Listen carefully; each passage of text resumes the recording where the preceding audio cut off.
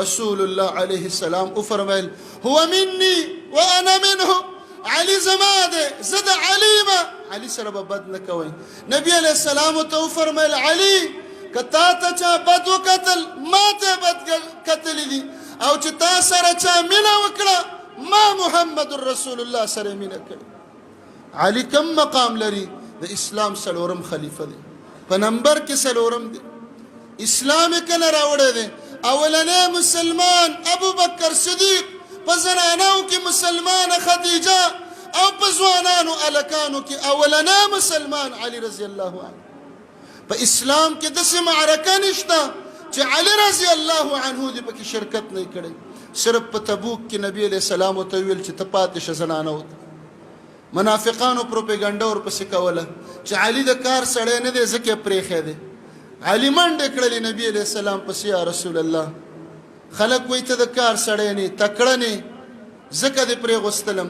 نبی علیه السلام ورته وایي نه علي ته مې ځکه پرېغوستلې بمنزلة هارون من موسی، ستا مقام داسې دی لکه هارون چې د موسی ورورو، موسی به کوی تور ته هارون به پرېښوده، زه به جهاد ته ځمه علي تا به پرېږدمه، خو لا نبي بعدي، هارون پیغمبر او زما نه وروسته پیغمبر نه راځي، ته پیغمبر نه، نور د هارون په شانتې مقام لري. علي رضی الله عنه چې چا ورسره دشمني وکړه، چا ورته بد وکتل، رسول الله ته بد وکتل. و علي د شیعګانو په شانتې د الوهیت مقام ته نه رسو. علي ته مولا او الله نه وایو، علي ته مشکل کشا نه وایو، علي چې دی د خدایتوب درجې ته نه رسو. علي ته سجدې نه لګو، د علي نه مدد نه غواړو، یا علي مدد چغې نه غو، ناره حیدري یا علي مدد.